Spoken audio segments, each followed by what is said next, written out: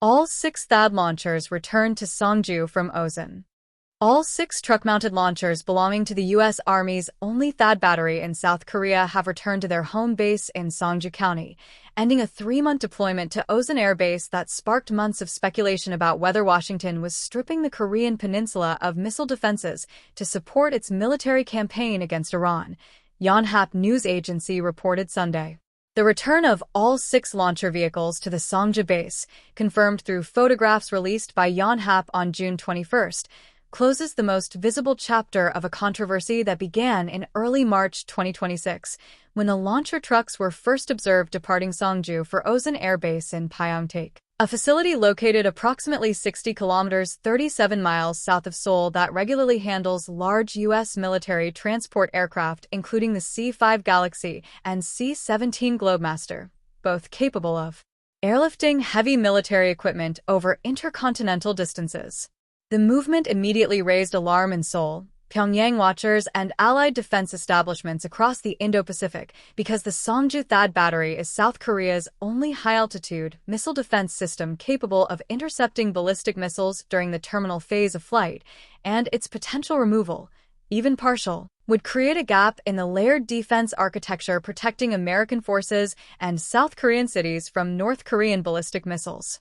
THAAD, which stands for Terminal High Altitude Area Defense, is a mobile ground-based missile defense system built by Lockheed Martin that intercepts short, medium, and intermediate-range ballistic missiles at altitudes between 40 kilometers 25 miles and 150 kilometers 93 miles above the atmosphere, where conventional air defense systems cannot reach, and where the destructive effects of a nuclear or chemical warhead would be minimized even if the intercept occurs outside the atmosphere entirely.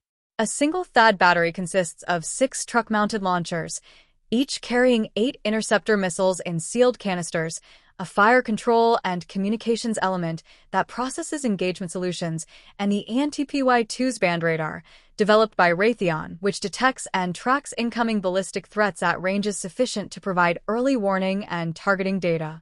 At full capacity, the Seongju battery holds 48 interceptor missiles across its 6 launchers, enough to engage multiple simultaneous threats in a compressed engagement timeline. The system was deployed to Seongju in 2017 following sustained North Korean ballistic missile testing that included successful tests of intermediate-range missiles capable of reaching U.S. military bases in Japan and Guam, and continued development of intercontinental ballistic missile technology. The deployment triggered diplomatic protests from China and Russia, both of which argued that the ENTPY-2 radar's long-range detection capability could be used to collect surveillance data on their own military activities well beyond the Korean peninsula, a technical capability the radar possesses, but which U.S. and South Korean officials consistently described as irrelevant to the system's defensive purpose. What the March 2026 launcher movement actually involved, according to the most credible reconstructions from South Korean and American reporting, was not the removal of the THAAD system itself, but a carefully managed transfer of interceptor missiles. According to military sources cited by the Seoul Economic Daily, the 6 THAAD launch vehicles moved from Seongju to Osan Air Base, where they unloaded only their interceptor missiles before returning, meaning that if all 6 vehicles transported their full payload, up to 48 interceptor missiles would have been moved to Osan and staged for airlift to the Middle East. The launchers themselves, the radar, and the fire control element never left South Korea, which is why U.S. Forces Korea Commander General Xavier Brunson was able to tell the Senate Armed Services Committee on April 21st with technical accuracy that no THAAD system had been moved. "We have not moved any THAAD system," Brunson told senators. "THAAD remains on the Korean peninsula."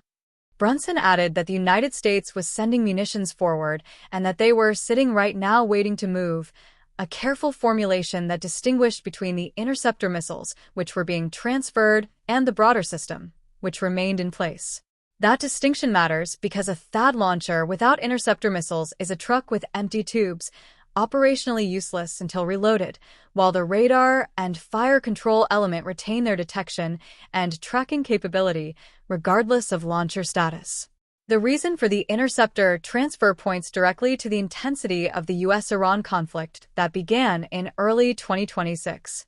On March 6, an unnamed U.S. official told the Wall Street Journal that the Pentagon was rushing to replace a THAAD radar damaged in an Iranian-backed drone strike in Jordan, and 4 days later the Washington Post reported that the Pentagon was moving THAAD system components from South Korea to the Middle East. Iran and Iranian proxy forces had conducted sustained ballistic missile and drone attacks against U.S. military bases across the Middle East, depleting the interceptor inventories of THAAD batteries already deployed in the region.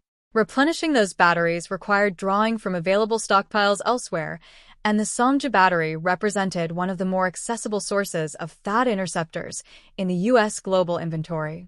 The decision to strip interceptors from a battery defending against North Korea to replenish batteries defending against Iran reflects the zero-sum reality of American missile defense stockpiles in 2026, a problem that defense analysts have flagged for years without producing the industrial surge needed to address it.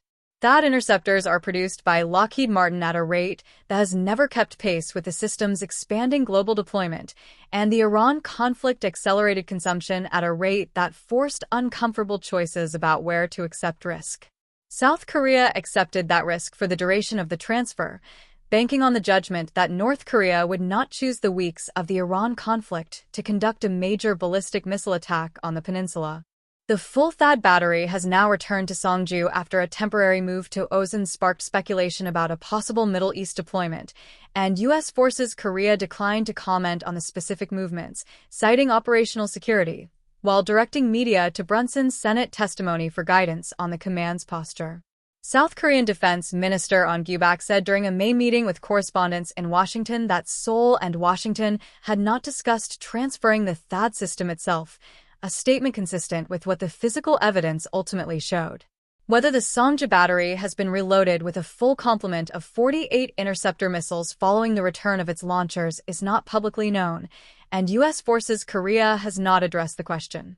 A launcher that has returned to base is not necessarily a launcher that is combat-ready at full capacity, and the gap between a truck returning and a tube being reloaded is a question that carries real operational weight on a peninsula where North Korea maintains one of the world's largest ballistic missile arsenals.